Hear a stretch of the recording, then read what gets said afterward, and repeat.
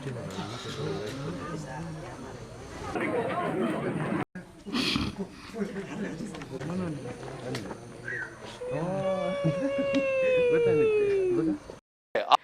ಕುಟುಂಬದಲ್ಲಿ 1-2 ತಿಂಗಳ ಮಗು ಸತ್ತೋಗಿತ್ತು, ಅದರದ್ದು ಏನು ಒಂದು ಸಮಸ್ಯೆ ಇದೆ, ಆದ್ರೆ ಅದು ಆತ್ಮ ಇಲ್ಲೇ ಓಡಾಡ್ತಾ ಇದೆ ಅಂತಾರವರು. ಇವರು ಅದೇ ರೀತಿ, ಹೌದು ನಮ್ಮ ಮನೇಲಿ ಹೀಗೆ ಆಗಿತ್ತು ಹೀಗೆ ಅಂತ ಹೇಳಿ. ಇದೇನೋ ಸಮಸ್ಯೆ ಇರ್ಬೋದು, ಇಲ್ಲಿ ಏನೋ ನಿಮ್ಮ ಜಾಗದಲ್ಲಿ ಯಾವುದೋ ಒಂದು ದೆವ್ವನೋ ಪ್ರೇತನೋ ಬಂದಿಲ್ಲಿ ಕೂತ್ಕೊಂಡಿದೆ. ಯಾರೋ ಮಧ್ಯರಾತ್ರಿ ನಿದ್ದೆ ಮಾಡೋತಿ ಬಂದಾಗ ಸಡನ್ನ ಕತ್ ಹಿಡಿಯುತ್ತಾರ ಅಂತ ಹೇಳಿದ್ರೆ, ಆ ಶಾಸ್ತ್ರ ಹೇಳೋರ ಹತ್ರ ಹೋದೋರು ಅವರು ನಮಗೆ ಈ ರೀತಿ ಪೂಜೆ ಮಾಡಿಸ್ಬೇಕಂತ ಹೇಳಿ ಪ್ರಸಾದ ಕೊಟ್ಟು ಕಳಿಸಿದ್ದಾರೆ. ಈಗ ಪ್ರಸಾದ ತಂದು ನಾನು ಮನೆಯಲ್ಲಿ ಇಟ್ಟಿದ್ದೇವೆ. ಮನೆಯಲ್ಲಿ ಇಟ್ಟ ನಂತರ ಆ ಮಗು ಅಳೋದು ನಿಂತ್ಕೊಂಡಿದೆ. ಕರೆಕ್ಟಾಗಿ ಸಂಜೆ 7 ಗಂಟೆಗೆ ಒಂದು ಮಗು ಅಳು ಶಬ್ದ ಜೋರಾಗಿ ಕೇಳಿಸ್ಲಿಕ್ಕೆ ಶುರು ಆಗುತ್ತೆ. ಆಗ ಇನ್ನೊಂದು ದಿವಸ ಚಾನಲ್ ಅವ್ರು ಏನ್ ಮಾಡ್ಬಿಡ್ತಾರೆ, ಅವರೇ ಒಳಗೆ ಕ್ಯಾಮ್ರಾ ಇಟ್ಟು ಕೂತ್ಕೊಳ್ತಾರೆ. ಎಲ್ಲ ಲೈಟ್ ಆಫ್ ಮಾಡಿ, ನಾನು ಅವ್ರ ಕತ್ಲು ಪೂರ್ತಿಯಾಗಿತ್ತು, ಹೀಗಾಗಿ ನಾನು ಫೋಟೋ ತೆಗಿಲಿಕ್ಕೆ ಹೀಗೆ ಮೊಬೈಲ್ನ ಆನ್ ಮಾಡಿದೆ ಇದ್ರ ಬೆಳಕಲ್ಲಿ.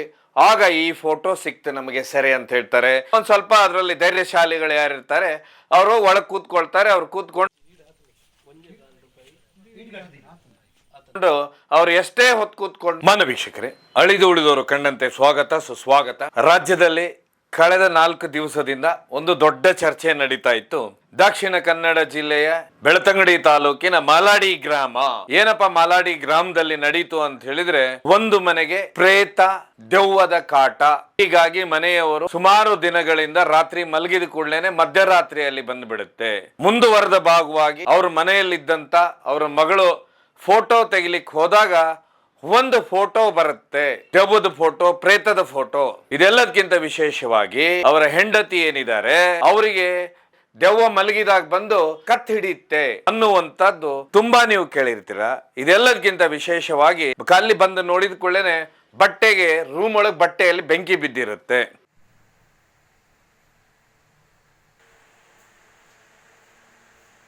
ಇದೆಲ್ಲ ದೆವ್ವ ಮಾಡುತ್ತೆ. ಅದಾದ್ಮೇಲೆ ಪಾತ್ರೆಗಳನ್ನೆಲ್ಲ ಕಿಚನ್ ಹೋಗಿ ಕಿತ್ತು ಬಿಸಾಡುತ್ತೆ. ಇದೆಲ್ಲ ದೆವ್ವ ಮಾಡುತ್ತೆ ಅಂದ ಕೂಡಲೇ ಸುಮಾರು ಜನರಿಗೆ ಈ ವಿಷಯ ಅಂದ ಕೂಡಲೇ ಒಂಥರ ಕುತೂಹಲನೂ ಅನ್ಸುತ್ತೆ, ಆಶ್ಚರ್ಯನೂ ಅನ್ಸುತ್ತೆ. ಇದೆಲ್ಲಕ್ಕಿಂತ ಹೆಚ್ಚಾಗಿ ಏನಪ್ಪಾ ಈ ರೀತಿ ಎಲ್ಲ ನಮ್ಮ ಕರ್ನಾಟಕ ರಾಜ್ಯ ತುಂಬಾ ದೊಡ್ಡದಿದೆ. ನೀವು ಎಲ್ಲರೂ ಮಾಧ್ಯಮಗಳಲ್ಲಿ ಈ ಸುದ್ದಿಯನ್ನ ನೋಡ್ತೇವೆ, ಸೋಷಿಯಲ್ ಮೀಡಿಯಾದಲ್ಲಿ ನೋಡ್ತೇವೆ, ಪೇಪರ್ ಅಲ್ಲಿ ಓದ್ತೇವೆ. ಆದ್ರೆ ನಿಜವಾಗೂ ಏನ್ ನಡೀತು ಅನ್ನುವಂಥದ್ದು ಯಾವತ್ತೂ ಗೊತ್ತಾಗೋದಿಲ್ಲ. ಯಾಕಂತ ಹೇಳಿದ್ರೆ ಮತ್ತೆ ದೆವ್ವಗಳು ಪ್ರೇತಗಳು ಮನೆ ಬರ್ತಾವ ಅಂದ್ಕೊಳ್ಳೇನೆ ಇದನ್ನೇ ತಗೊಂಡು ಇಡೀ ಕರ್ನಾಟಕ ತುಂಬಾ ಎಲ್ಲರೂ ಅದನ್ನೇ ನಂಬಿ ಬಿಡುವಂತ ಪರಿಸ್ಥಿತಿನೂ ಬರುತ್ತೆ. ಹೀಗಾಗೇನೆ ಅಲ್ಲಿಯ ಸ್ಥಳೀಯರು ಅವ್ರು ಏನ್ ಹೇಳಿದ್ರು ಅಂತ ಇವತ್ತು ಮಾತಾಡ್ತಾ ಹೋಗುವ. ತುಂಬಾ ವಿಚಿತ್ರ ಅನ್ಸುತ್ತೆ. ಪ್ರೇತ ಅಥವಾ ಆತ್ಮ ಇವೆಲ್ಲ ಈಗಲೂ ಬರ್ತಾವ ಅನ್ನುವಂಥದ್ದು. ಹೀಗಾಗಿ ಇದು ಯಾವತ್ತಿಂದ ಪ್ರಾರಂಭವಾಯ್ತು ಆ ಮನೆಯಲ್ಲಿ, ಆ ಮನೆ ಇರುವಂತ ಎಕ್ಸಾಕ್ಟ್ ಲೊಕೇಶನ್ ಎಲ್ಲಿದೆ, ಏನ್ ಮನೆ ಅದು ಅಂತ ನೋಡ್ತಾ ಹೋದ್ರೆ ಇದು ಮಾಲಾಡಿ ಗ್ರಾಮದಲ್ಲಿ ಒಂದು 40 ಮನೆಗಳು ಅಂತ ಹೇಳಿದ್ರೆ 5 ಸೆನ್ಸಿನ ಮನೆಗಳಂತಾರೆ. 5 ಸೆನ್ಸಿನ ಮನೆಗಳು. 5 ಸೆನ್ಸು ಅಂತ ಹೇಳಿದ್ರೆ ಸರಿಸುಮಾರು ಒಂದು 2000 ಅಡಿ ಚದರಡಿ ಇರುವಂತಹದ್ದು. ಇದನ್ನ ದಕ್ಷಿಣ ಕನ್ನಡದಲ್ಲಿ 1 ಸೆನ್ಸು, 2 ಸೆನ್ಸು, ಹೀಗೆ 5 ಸೆನ್ಸ್ ಅಂತಾರೆ. 5 ಸೆನ್ಸಿನ ಮನೆ. ವಿಶೇಷವಾಗಿ 5 ಸೆನ್ಸ್ ಮನೆ ಅಂದ ಕೂಡಲೇ ಎಸ್ಪೆಷಲಿ ಇದು ಕೆಲವೊಂದು ಸರ್ಕಾರದ ಅನುದಾನದಲ್ಲಿ ಗೃಹ ಆವಾಸ್ ಯೋಜನೆ, ಈ ರೀತಿ ಸರ್ಕಾರದ ಗೃಹ ಮಂಡಳಿ ಯೋಜನೆಗಳಲ್ಲಿ ಹೆಚ್ಚು ಕಡಿಮೆ ಇಂಥ ಮನೆಗಳನ್ನ ಕೆಲವೊಂದು ಗ್ರಾಮಗಳಿಗೆ ಕೊಟ್ಟಿರ್ತಾರೆ ಅನ್ನುವಂಥದ್ದು ಮಾಹಿತಿ ಬರುತ್ತೆ. ಹೀಗಾಗಿ ಇಲ್ಲಿ ಒಟ್ಟು 40 ಮನೆ ಇದೆ. ಈ 40 ಮನೆಯಲ್ಲಿ ಏನು ಒಂದು ಕುಟುಂಬ ಇದೆ ಅಂದ್ರೆ ಗಂಡ ಹೆಂಡತಿ 2 ಮಕ್ಕಳು ಈ ಮನೆಯಲ್ಲಿದ್ದಾರೆ. ಈ ಮನೆಯಲ್ಲಿ ಕಳೆದ 1-2 ತಿಂಗಳಿಂದ ಈ ಸಮಸ್ಯೆ ಶುರುವಾಗುತ್ತಂತೆ. ಏನು ಅವ್ರು ರಾತ್ರಿ ಮನೆ ಒಳಗೆ ಮಲಗ್ತಾರೆ, ಮಲಗಿದ ನಂತರ ಮಧ್ಯರಾತ್ರಿಯಲ್ಲಿ ಅವರ ಹೆಂಡತಿಗೆ ಕತ್ತು ಹಿಡ್ದಾಗ ಆಗುತ್ತೆ. ಹೀಗಾಗಿ ಎದ್ದು ಕುತ್ಕೊಂಡವರು ನೀರು ಕುಡಿಸಿ ಮತ್ತೆ ಅವ್ರನ್ನ ಕೂರಿಸಬೇಕಾಗತ್ತೆ. ಆಮೇಲೆ ನಾವು ಒಳಗೆ ರೂಮಿಗೆ ಬಂದ ಕೂಡಲೇ ಸಡನ್ ಆಗಿ ಬಟ್ಟೆಗೆ ಬೆಂಕಿ ಬಿದ್ದಿರುತ್ತೆ ಅನ್ನುವಂಥದ್ದು ಯಾವಾಗ ಸುದ್ದಿ ಎಲ್ಲ ಹರಡುತ್ತೆ ಅಂದ್ರೆ ಅಲ್ಲಿ ಸ್ಥಳೀಯರಿಗೆ ಗೊತ್ತಾಗುತ್ತೆ. ಆಗ ಮೊನ್ನೆ ಮೌನಿ ಅಮಾವಾಸ್ಯೆ ಇರುತ್ತೆ. ಈ ಮೌನಿ ಅಮಾವಾಸ್ಯೆ ದಿವಸ ಏನ್ ಮಾಡ್ತಾರೆ ಅಂದ್ರೆ, ಸ್ಥಳೀಯರು ಅವ್ರ ಮನೆ ಮುಂದೆ ನಾವು ಕಾವಲು ಕೂತ್ಕೊಳ್ತೇವೆ, ಮನೆಯಲ್ಲಿ ಅವರು ಒಳಗೆ ಕೂತ್ಕೊಳ್ತಾರೆ, ಸ್ಥಳೀಯ ಗ್ರಾಮಸ್ಥರು ಹೊರಗೆ ಕೂತ್ಕೊಳ್ತಾರೆ.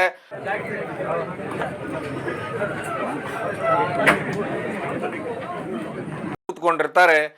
ಮಧ್ಯರಾತ್ರಿ 2 ಗಂಟೆ ಆದ್ರೂ ಆ ರೀತಿ ಏನೂ ಆಗುದಿಲ್ಲ. ಅದಾದ ನಂತರ ಅವ್ರು ಏನ್ ಮಾಡ್ತಾರೆ, ಆಯ್ತು ಇವತ್ತಿಲ್ಲ ನಾಳೆ ನೋಡುವಂತ ಅವರೆಲ್ಲ ಹೊರಟೋಗ್ತಾರಂತೆ.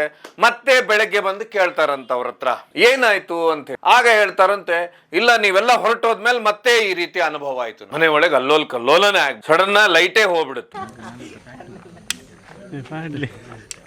ಮತ್ತೆ ಮರನೇ ದಿವಸ ಏನ್ ಮಾಡ್ತಾರೆ, ಗ್ರಾಮಸ್ಥರೇ ಒಂದು ಈ ಕೆಲಸ ಮಾಡಿ, ನಾವು ಒಳಗೆ ಹೋಗಿರ್ತೇವೆ ಅಂದ್ರೆ ಒಳಗೋಗಿ ನಿಮ್ ಮನೆ ಒಳಗೆ ಕೂತ್ಕೊಳ್ತೇವೆ, ನೀವ್ ಇವತ್ತು ಹೊರಗಿದ್ದು ಅಂತ ಹೇಳಿ ಒಂದ್ ಸ್ವಲ್ಪ ಅದರಲ್ಲಿ ಧೈರ್ಯಶಾಲಿಗಳು ಯಾರಿರ್ತಾರೆ ಅವರು ಒಳಗೆ ಕೂತ್ಕೊಳ್ತಾರೆ. ಅವ್ರು ಕೂತ್ಕೊಂಡು ಅವ್ರು ಎಷ್ಟೇ ಹೊತ್ತು ಕೂತ್ಕೊಂಡ್ರು ಯಾವುದೇ ರೀತಿ ಆ ರೀತಿ ಅನುಭವ ಆಗುವುದಿಲ್ಲ.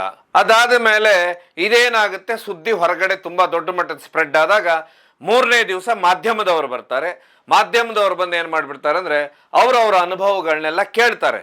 ಏನಾಯ್ತು ಏನಿಲ್ಲ ಅಂದ್ಕೊಳ್ಳೆ ಅವ್ರು ಹೇಳ್ಬೋದು. ಒಬ್ರು ಹೇಳ್ತಾರೆ, ನಾನು ಕತ್ಲು ಪೂರ್ತಿ ಆಗಿತ್ತು, ಹೀಗಾಗಿ ನಾನು ಫೋಟೋ ತೆಗಿಲಿಕ್ಕೆ ಹೀಗೆ ಮೊಬೈಲ್ನ ಆನ್ ಮಾಡಿದೆ ಇದ್ರ ಬೆಳಕಲ್ಲಿ, ಆಗ ಈ ಫೋಟೋ ಸಿಕ್ತು ನಮಗೆ ಸೆರೆ ಅಂತ ಹೇಳ್ತಾರೆ. ಇನ್ನೊಬ್ರು ಹೇಳ್ತಾರೆ, ನಾವು ಒಳಗೆ ಬಂದು ಕೂಡ್ಲೇನೆ ಬೆಂಕಿ ಹತ್ತಿತ್ತು, ಡ್ರೆಸ್ಸಿಗೆಲ್ಲ ಬಟ್ಟೆ ಇಟ್ಟಿದ್ದು ಅದಕ್ಕೆ ಬಟ್ಟೆ ಬೆಂಕಿ ಹತ್ತಿತ್ತು ಅಂತೇಳಿ. ಇದಾದ್ಮೇಲೆ ಇನ್ನೊಬ್ರು ಹೇಳ್ತಾರೆ, ನಮ್ಮ ಮನೆ ಕಿಟಕಿ ಹಿಂದಿಂದ ಅಂದ್ರೆ ಕಿಚನ್ ಏನ್ ಇದೆ ಅಲ್ಲಿಂದ ಯಾವುದೋ ವೈಟ್ ಇದು ಪಾಸ್ ಆಗಾಯ್ತು. ಅದಾದ್ಮೇಲೆ ಇನ್ನೊಬ್ಬರು ಮತ್ತೆ ಹೇಳ್ತಾರೆ, ಮನೆಯವ್ರಿಗೆ ರಾತ್ರಿ ಬಂದು ಕತ್ತ ಮೇಲೆ ಕೈ ಇಟ್ಟಾಗಾಯ್ತು ಅಂತ. ಸೊ ಇದಾದ ನಂತರ ಆಗ ಇನ್ನೊಂದು ದಿವಸ ಚಾನಲ್ ಅವ್ರು ಏನ್ ಮಾಡ್ಬಿಡ್ತಾರೆ, ಅವರೇ ಒಳಗೆ ಕ್ಯಾಮ್ರಾ ಇಟ್ಟು ಕೂತ್ಕೊಳ್ತಾರೆ, ಎಲ್ಲ ಲೈಟ್ ಆಫ್ ಮಾಡಿ. ಆದ್ರೆ ಆ ರೀತಿ ಯಾವುದೇ ಗೋಚರವಾಗುವುದಿಲ್ಲ. ಹಾಗಾದ್ರೆ ಇದು ಮನುಷ್ಯನ ಮಾನಸಿಕ ಸ್ಥಿತಿನೋ ಅಥವಾ ಇನ್ನೇನಾದ್ರೂ ಇರುತ್ತೋ ಅನ್ನುವಂಥದ್ದೇ ಈಗ ಗ್ರಾಮಸ್ಥರ ಒಂದು ಯೋಚನೆ. ಯಾಕಂತ ಹೇಳಿದ್ರೆ ಈ ವ್ಯಕ್ತಿ ವಿಶೇಷವಾಗಿ ಇಲ್ಲಿ ಏನಾಗುತ್ತೆ ಅಂತ ಹೇಳಿದ್ರೆ, ಇದು ಯಾವುದೇ ದೊಡ್ಡ ಶ್ರೀಮಂತರ ಮನೆಯಲ್ಲಿ ಈ ಕೇಸು ನಡೆಯುವುದಿಲ್ಲ. ಸಾಮಾನ್ಯವಾಗಿ ಈ ದೆವ್ವ ಪ್ರೇತ ಅನ್ನೋದು ಸಮಸ್ಯೆಗಳಲ್ಲಿ ಇದ್ದಾಗನೇ ಈ ಸಮಸ್ಯೆಗಳಾಗ್ತವೆ ಅನ್ನೋದಕ್ಕೂ ಇದೋ ಒಂದು ಸ್ಪಷ್ಟ ಉದಾಹರಣೆ. ಯಾಕಂತ ಹೇಳಿದ್ರೆ ಆ ಮನೆಯಲ್ಲಿ ಇದ್ದಂಥವ್ರು ಕೂಲಿ ಕೆಲಸಕ್ಕೆ ಹೋಗುವಂಥವ್ರು, ಬೇರೆ ಬೇರೆ ಏನೋ ಸಮಸ್ಯೆಗಳಿರ್ಬೋದು ಅನ್ನುವಂಥದ್ದು ಇಲ್ಲಿ ಜನರ ವಾದ. ಇದಾದ ನಂತರ ನಿನ್ನೆ ಮತ್ತೆ ಮಾಧ್ಯಮದವ್ರು ಹೋದಾಗ ಮನೆಯನ್ನ ಖಾಲಿ ಮಾಡಿಕೊಂಡು ಅಲ್ಲಿಂದ ತಮ್ಮ ಸಂಬಂಧಿಕರ ಮನೆಗೆ ಹೊರಟ್ರಂತೆ. ಯಾಕಂತ ಹೇಳಿದ್ರೆ ಮನೆಯಲ್ಲಿ ನಮಗೆ ಇರ್ಲಿಕ್ಕೆ ಆಗುದಿಲ್ಲ, ತುಂಬಾ ಕಷ್ಟ ಆಗತ್ತೆ ಅಂತ ಹೇಳಿದ್ರೆ, ಕೆಲವೊಮ್ಮೆ ಮನುಷ್ಯನ ಆರ್ಥಿಕ ಸಮಸ್ಯೆಗಳು ಈ ರೀತಿ ಮಾಡ್ತಾವ ಅಥವಾ ಈ ರೀತಿ ಸಮಸ್ಯೆಯನ್ನ ಸೃಷ್ಟಿ ಮಾಡುತ್ತೆ ಅನ್ನುವಂಥದ್ದೇ ದೊಡ್ಡ ಪ್ರಶ್ನೆ. ಯಾಕಂದ್ರೆ ಈ ಘಟನೆಗಿಂತ ಮೊದಲು ಅಂತ ಹೇಳಿದ್ರೆ ನಮ್ಮ ರಾಜ್ಯದಲ್ಲೇ ಒಂದು ಘಟನೆ ನಡೆಯುತ್ತೆ. ಏನಾಗುತ್ತೆ ಅಂತ ಹೇಳಿದ್ರೆ, ಮರಗಳಿರ್ತವೆ, ಅದೇ ರೀತಿ ಬೇರೆ ಬೇರೆ ಅಡಿಕೆ ತೆಂಗು ಈ ರೀತಿ ಮರಗಳಿರ್ತವೆ, ಅದ್ರ ಮಧ್ಯದಲ್ಲಿ ಒಂದು ಮನೆ ಇರುತ್ತೆ, ಅಲ್ಲಿ ಒಂದು ಕುಟುಂಬ ವಾಸ ಇರುತ್ತೆ. ಕರೆಕ್ಟಾಗಿ ಸಂಜೆ 7 ಗಂಟೆಗೆ ಒಂದು ಮಗು ಅಳು ಶಬ್ದ ಜೋರಾಗಿ ಕೇಳಿಸ್ಲಿಕ್ಕೆ ಶುರು ಆಗುತ್ತೆ. ಅದು 7ರಿಂದ 8ರ ಮಧ್ಯೆ. ಆಗ ಅವ್ರಿಗೆ ಏನಾಗುತ್ತೆ ಅಂತ ಹೇಳಿದ್ರೆ ಕೇಳ್ತಾರೆ. ಯಾಕಂತ ಹೇಳಿದ್ರೆ ನಿಮ್ಗೆ ಗೊತ್ತು, 7ರಿಂದ 8 ಅದು ಹಳ್ಳಿ ಅಂತ ಹೇಳಿದ್ರೆ ಗದ್ದೆಯಲ್ಲಿ ಒಂದೇ ಮನೆ ಅಂದ್ಕೊಳ್ಳೆ ಪೂರ್ತಿ ಶಾಂತ ಇರುತ್ತೆ, ಪೂರ್ತಿ ಸುತ್ತು. ಆಗ ಅವ್ರಿಗೇನಾಗುತ್ತೆ, ಏನೋ ಆಗ್ತಾ ಇದೆ ಅಲ್ಲ ಅಂತ, ಮಗು ಎಲ್ಲ ಅಳ್ತಾ ಇದೆ ಅಂತ ಹೇಳಿ ಪೂರ್ತಿ ಹುಡುಕಾಡ್ತಾರೆ. ಹುಡುಕಾಡಿದ ಕೂಡ್ಲೇನೆ ಆ ಮಗು ಯಾವ ಮಗುನೂ ಅಲ್ಲಿ ಕಾಣೋದಿಲ್ಲ. ಇದಾದ ನಂತರ ಮತ್ತೆ ಸುಮ್ಮನೆ ಇರ್ತಾರೆ. ಮತ್ತೆ 2ನೇ ದಿವಸ ಏನ್ ಮಾಡ್ಬಿಡ್ತಾರೆ ಅಂದ್ರೆ, ಅಲ್ಲಿ ಇದ್ದಂತ ಊರವ್ರಿಗೆ ಹೇಳ್ತಾರೆ, ನಿನ್ನಿಲ್ಲಿ ಯಾವುದೋ ಒಂದು ಮಗು ಭಾರಿ ಜೋರಾಗಿ ಅಳ್ತಾ ಇತ್ತು ರಾತ್ರಿ ಅಂತ. ಹೌದಾ, ಅದು ಬರೀ ಒಂದು 7ರಿಂದ 8ರ ಮಧ್ಯನೇ ಹತ್ತು, ಆಮೇಲೆ ರಾತ್ರಿ ಇಡೀ ಏನು ಸುದ್ದಿನೇ ಬರ್ಲಿಲ್ಲ ಅಂತ. ಅದಾದ್ಮೇಲೆ ಅವ್ರು ಏನ್ ಮಾಡ್ಬಿಡ್ತಾರೆ, ಏನು ಒಂದು ನೆಕ್ಸ್ಟ್ ಡೇ ಇರುತ್ತೆ, ನೆಕ್ಸ್ಟ್ ಡೇ ಮತ್ತೆ ಸಂಜೆ ಸೇಮ್ ಅದೇ ಸಮಯ ಅಂದ್ರೆ 8 ಗಂಟೆ ಸಮಯಕ್ಕೆ ಮತ್ತೆ ಅಳು ಸೌಂಡ್ ಶುರು ಆಗ್ಬಿಡುತ್ತೆ. ಆಗ ಅವ್ರು ಇನ್ನೂ ತಲೆ ಕೆಡಿಸ್ಕೊಂಡ್ಬಿಡ್ತಾರೆ. 6ನೇ ದಿವಸ ಏನ್ ಮಾಡ್ಬಿಡ್ತಾರೆ ಅಂದ್ರೆ, ಇಡೀ ಗ್ರಾಮಸ್ಥರೆಲ್ಲ ಅಲ್ಲಿ ಬರ್ತಾರೆ, ಬಂದಲ್ಲಿ ಕೂತ್ಕೊಂಡು ನೋಡ್ತಾರೆ. ಏನಾಗುತ್ತೆ, ಇದೇ ರೀತಿಯ ಶಬ್ದ ಇರೋದ್ರಿಂದ ಆಗ ಅವ್ರು ಹೇಳ್ಬಿಡ್ತಾರೆ, ಇದೇನೋ ಸಮಸ್ಯೆ ಇರ್ಬೋದು, ಇಲ್ಲಿ ಏನೋ ನಿಮ್ಮ ಜಾಗದಲ್ಲಿ ಯಾವುದೋ ಒಂದು ದೆವ್ವನೋ ಪ್ರೇತನೋ ಬಂದಿಲ್ಲಿ ಕೂತ್ಕೊಂಡಿರೋದ್ರಿಂದ ಏನು ಶಾಸ್ತ್ರ ಕೇಳುವಂಥವ್ರು ಇರ್ತಾರೆ, ಅವ್ರ ಹತ್ರ ನೀವು ಹೋಗ್ಬೇಕು ಅಂತ. ಆಗ ಅವ್ರು ಏನ್ ಮಾಡ್ತಾರೆ, ಶಾಸ್ತ್ರ ಕೇಳುವವ್ರ ಹತ್ರ ಹೋಗ್ತಾರೆ. ಹೋದ ಕೂಡ್ಲೇನೆ ಶಾಸ್ತ್ರ ಅವರು ಹೇಳ್ತಾರಂತೆ, ಏನಮ್ಮ ನಿಮ್ಮ ಎಷ್ಟು ಗಂಟೆಗೆ ಇದಾಯಿತು, ನಿಮ್ಮ ಫ್ಯಾಮಿಲಿ ಏನು, ಈ ರೀತಿ ಅವರೆಲ್ಲ ಕೇಳ್ತಾ ಹೋಗಿ ಅವ್ರದ್ದೊಂದೇನೋ ಎಲ್ಲ ಇರುತ್ತೆ ಲೆಕ್ಕ, ಅವ್ರ ಲೆಕ್ಕಾಚಾರ ಎಲ್ಲ ಹಾಕ್ತಾರೆ. ಹಾಕಿದ ಕೂಡಲೇ ಹಿಂದೆ ನಿಮ್ಮ ಇದರಲ್ಲಿ ನಿಮ್ಮ ಕುಟುಂಬದಲ್ಲಿ 2 ತಿಂಗಳ ಮಗು ಸತ್ತೋಗಿತ್ತು. ಅದರದ್ದು ಏನು ಒಂದು ಸಮಸ್ಯೆ ಇದೆ, ಆ ಸಮಸ್ಯೆ ಈಗ ನಿಮಗೆ ಕಾಡ್ತಾ ಇದೆ. ಸೊ ಇದನ್ನ ನಾವು ಒಂದು ದಿವಸ ಅಮಾಸೆ ದಿವಸ ಬಂದು ಅದಕ್ಕೆ ಸಂಪೂರ್ಣವಾಗಿ ಪೂಜೆ ಪುನಸ್ಕಾರ ಎಲ್ಲ ಮಾಡಿ, ಅದಾದ ನಂತರ ನಾವು ಅಲ್ಲಿಂತ್ರ ಅಂತ ಹೇಳಿದ್ರೆ ಅದನ್ನ ಆತ್ಮವನ್ನ ಹಿಡ್ಕೊಂಡು ಹೋದ ನಂತರ ಈ ಸಮಸ್ಯೆ ಬಗೆ ಪರಿಹರಿಸುತ್ತೆ. ಹೀಗಾಗಿ ನಿಮಗೆ ಸರಿಸುಮಾರು ಒಂದು 30,000 ರಿಂದ 40,000 ರೂಪಾಯಿ ಖರ್ಚಾಗತ್ತೆ ಅಂತ ಹೇಳ್ತಾರೆ. ಆಗ ಅವ್ರು ಏನ್ ಮಾಡ್ತಾರೆ, ಈಗ ಮೊದಲೇ ಅವ್ರ ಪಾಪ ಅಲ್ಲಿ ರೈತಾಪಿ ಜನ, ಕೃಷಿಕರು, ಅವ್ರಿಗೆ ಇನ್ನೊಂದು ಸಮಸ್ಯೆ. ಆಗ ಅವ್ರು ಏನ್ ಮಾಡ್ತಾರೆ, ಊರಿಗೆ ಬರ್ತಾರೆ. ಊರಿಗೆ ಬಂದು ಸುಮಾರು ಜನರ ಹತ್ರ ಸಾಲ ಕೇಳಲಿಕ್ಕೆ ಶುರು ಮಾಡ್ತಾರೆ. 10 ಬೇಕು, 1,000, ಒಂದು 20,000 ಬೇಕಾಗಿತ್ತು ನಮಗೆ, ಈ ರೀತಿ ನಮ್ದೊಂದು ಸಮಸ್ಯೆ ಆಗಿಬಿಟ್ಟಿದೆ ಅಂತ ಹೇಳಿ. ಇದಾದ ಮೇಲೆ ಅಂತ ಹೇಳಿದ್ರೆ ದುಡ್ಡು ಬೇಕಲ್ಲ ಅವ್ರಿಗೆ, ಅಲ್ಲಿ ಪೂಜೆ ಮಾಡಿಸ್ಬೇಕು, ಮತ್ತು ಅವ್ರ ಆತ್ಮವನ್ನ ಬಂಧಿಸ್ಕೊಂಡು ತಗೊಂಡು ಹೋಗ್ಬೇಕು, ಇವೆಲ್ಲ ಇದಾವಲ್ಲ, ಅವ್ರದ್ದೆಲ್ಲ ಹೇಳಿರ್ತಾರ ಅವ್ರು, ಈ ರೀತಿ ಅಮಾಸೆ ದಿವಸ ಎಲ್ಲ ನಾವು ಬರ್ತೇವೆ ಅಂತ ಹೇಳಿ. ಯಾಕಂದ್ರೆ ತುಂಬಾ ವಿಚಿತ್ರ ಅಂತ ಹೇಳಿದ್ರೆ ಅವ್ರವ್ರ ಲೊಕೇಶನ್ ನೋಡಿರೋದಿಲ್ಲ, ಅವ್ರ ಜಾಗನೂ ನೋಡಿರೋದಿಲ್ಲ, ಇವರೇ ಎಲ್ಲ ಹೇಳ್ತಾರೆ. ಅವ್ರು ಅದಕ್ಕೆ ರಿವರ್ಸ್ ಆಗಿ ಅವ್ರು ಕರೆಕ್ಟಾಗಿ ಉತ್ತರ ಕೊಟ್ಕೊಂಡು ಹೋಗ್ತಾರೆ ಎಲ್ಲಾನು. ಇವರು ಅದೇ ರೀತಿ, ಹೌದು ನಮ್ಮ ಮನೇಲಿ ಹೀಗೆ ಆಗಿತ್ತು, ಹೀಗೆ ಅಂತ ಹೇಳಿ. ಆಗ ಅವ್ರಿಗೇನಾಗುತ್ತೆ, ಇವರು ದುಡ್ಡು ಕಲೆಕ್ಟ್ ಮಾಡೋ ಟೆನ್ಷನ್ ನಲ್ಲಿ ಇರ್ತಾರೆ.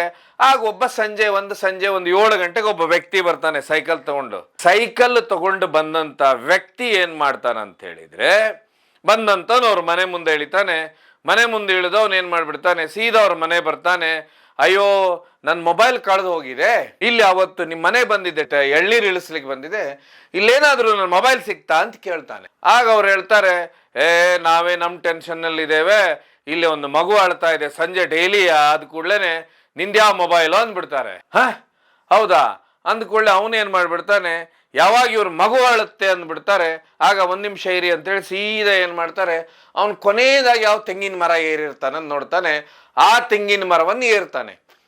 ಏನ್ ಮಾಡ್ತಾನೆ, ಅದ್ರ ಮೇಲೆ ಹೋಗ್ತಾನೆ. ಮೇಲೆ ಹೋದಾಗ ಆ ಮೊಬೈಲ್ ನೋಡ್ತಾನೆ. ಮೊಬೈಲ್ನ ಏನ್ ಮಾಡ್ತಾನೆ, ಇಳಿಸ್ಕೊಳ್ತಾನೆ.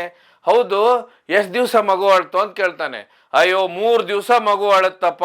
ಆ ಶಾಸ್ತ್ರ ಹೇಳೋರ ಹತ್ರ ಹೋದೋರವರು ನಮಗೆ ಈ ರೀತಿ ಪೂಜೆ ಮಾಡಿಸ್ಬೇಕಂತ ಹೇಳಿ ಪ್ರಸಾದ ಕೊಟ್ಟು ಕಳಿಸಿದ್ದಾರೆ. ಈಗ ಆ ಪ್ರಸಾದ ತಂದು ನಾನು ಮನೆಯಲ್ಲಿ ಇಟ್ಟಿದ್ದೇವೆ. ಮನೆಯಲ್ಲಿ ಇಟ್ಟ ನಂತರ ಆ ಮಗು ಅಳೋದು ನಿಂತ್ಕೊಂಡಿದೆ, ಆದ್ರೆ ಅದು ಆತ್ಮ ಇಲ್ಲೇ ಓಡಾಡ್ತಾ ಇದೆ ಅಂತಾರವರು. ಆಗ ಅವನು ಹೇಳ್ತಾನೆ, ಅಯ್ಯೋ ನೀವೊಂದು ಅದು ನನ್ನ ಮೊಬೈಲ್ ನಾನು ಅವತ್ತು ನಿಮ್ಮ ಎಳ್ನೀರು ಕಟ್ ಮಾಡ್ಲಿಕ್ಕೆ ಬಂದಿಲ್ಲದ, ಅದು ಅಲ್ಲೇ ಉಳ್ಕೊಂಡಾಗ ನನ್ನ ಹತ್ರ ಬೇರೆ ಮೊಬೈಲ್ ಇಲ್ಲ. ಹೀಗಾಗಿ ನನ್ನ ಹೆಂಡತಿ ಮೊಬೈಲ್ನಿಂದ ದಿವಸ ಸಂಜೆ ಅವಳು ಕೆಲ್ಸಕ್ಕೆ ಹೋಗಿ ಬಂದಾದ ನಂತರ ನಿಮ್ಗೆ 8 ಗಂಟೆಗೆ ಇದರಿಂದ ನಾನು ನನ್ನ ಫೋನ್ ಹುಡುಕ್ತಾ ಇದ್ದೆ, ರಿಂಗ್ ಮಾಡಿ. ಅದು ನಮ್ಮ ಮನೆಯಲ್ಲಿ ನಮ್ಮ ಮಕ್ಳೇನ್ ಮಾಡಿದಾರೆ ಅಂದ್ರೆ, ಅದಕ್ಕೆ ಮಗು ಅಳು ತರ ಅಂತ ಹೇಳಿದ್ರೆ, ಈ ಅಳು ತರ ಅಂತ ಹೇಳಿ ಅಲ್ಲಿ ನಮ್ಮ ಇನ್ನೊಂದು ಮಗು ಇದ್ದಾನೆ, ಅವನಿಗೆ ಸ್ವಲ್ಪ ಏನೋ ಅವನು ಪದೇ ಕಿರಿಕಿರಿ ಮಾಡ್ತಾನೆ, ಯಾವಾಗಾದ್ರೂ ಇದು ಮಾಡ್ತಾನೆ ಅಂತ ಹೇಳಿ ಅವನಿಗೆ ಅಳು ಶಬ್ದ ಕೇಳಿಸ್ಬೇಕಂತ ಹೇಳಿ ನಮ್ಮ ಮನೆಯಲ್ಲಿ ನಮ್ಮ ಮಕ್ಕಳು ಅಳು ರಿಂಗ್ ಟೋನ್ ಇಟ್ಟಿದ್ರು, ಮಗು ಅಳು ರಿಂಗ್ ಟೋನ್ ಅದು ಇಟ್ಟಿದ್ರು. ಅದನ್ನೇ ನಾನು ದಿವಸ ಹುಡುಕ್ತಾ ಇದ್ದೇನೆ. ನಾನು 3 ದಿವಸ ರಿಂಗ್ ಮಾಡಿದೆ. ಪ್ರತಿ ಸಂಜೆ ನನ್ನ ಹೆಂಡತಿ ಬಂದಾದ ನಂತರ ಯಾವಾಗ ಅದು ರಿಂಗ್ ಆಗ್ತಿತ್ತು, ಎಲ್ಲಿ ಫೋನ್ ಇದೆ, ನಮ್ಮನೆಯಲ್ಲೇ ಹುಡುಕ್ತಾ ಇದ್ದು. ಆಮೇಲೆ ಗೊತ್ತಾಯ್ತು ನನ್ನ ಫೋನು ಇದಕ್ಕೆ ಬಂದಿದ್ದಲ್ಲ, ಆ ನಂತರ ಇಲ್ಲ ಅಂತ ನನಗೆ ನೆನಪಾಯ್ತು. ಅದಕ್ಕೆ ನಾನೀಗ ಫೋನ್ ತಗೊಳ್ಳಿ ಬಂದ್ರೆ ಅದು ನನ್ನ ಫೋನ್ ರಿಂಗ್ ಟೋನು ಅಂತಾನೆ. ಹಾಗೆ ಘಟನೆಗಳು ಯಾವ್ದು ಹೋಗಿ ಯಾವ್ದಕ್ಕೆ ಲಿಂಕ್ ಆಗುತ್ತೆ ಅನ್ನುವಂಥದ್ದು, ಆಮೇಲೆ ಯಾವ ರೀತಿ ಲಿಂಕ್ ಮಾಡ್ತಾರೆ ಅನ್ನೋದಕ್ಕೆ, ಇದೆಲ್ಲದಕ್ಕಿಂತ ಹೆಚ್ಚಾಗಿ ಅವ್ರೇನು ಪ್ರಸಾದ ಕೊಟ್ಟಿದ್ರು ಅದಕ್ಕೆ ಇವರು ತಿಳಿದಿದ್ರು ಅಳುದು ನಿಲ್ಸಿದೆ, ಇನ್ನು ಆತ್ಮನೊಂದು ಹಿಡ್ಕೊಂಡು ಹೋಗೋದು ಬ್ಯಾಲೆನ್ಸ್ ಇದೆ, ಅದಕ್ಕೊಂದು 30,000 ರಿಂದ 40,000 ರೂಪಾಯಿ ಕೊಡ್ಬೇಕು ನಾವು ಅಮಾಸೆ ದಿವಸ ರಾತ್ರಿ ಅನ್ನುವಂಥದ್ದು. ಈ ರೀತಿ ಘಟನೆಗಳು ನಡೆದಾಗ ಮನುಷ್ಯನ ಮಧ್ಯನೇ ಈ ರೀತಿ ಏನೋ ಒಂದು ಇದರಿಂದ ನಡೀತಾ ಇರುತ್ತೆ. ಯಾಕಂತ ಹೇಳಿದ್ರೆ ಏನಲ್ಲಿ ಈಗ ಹೇಳ್ತಾರ ಅವರು, ಬಟ್ಟೆ ಬಿದ್ದಿದೆ ಅಂತಾರೆ. ಬಟ್ಟೆ ಬಿದ್ದಿದೆ, ಅಲ್ಲಿ ಬೆಂಕಿ ಹತ್ತಿದ್ರೆ ಆ ಬೆಂಕಿ ಪಕ್ಕದಲ್ಲಿ ಸುಮಾರು ಜನ ಗ್ರಾಮಸ್ಥರು ಹೇಳೋದು 2-3 ಬೆಂಕಿ ಕಡ್ಡಿಗಳು ಬಿದ್ದಿದ್ದು,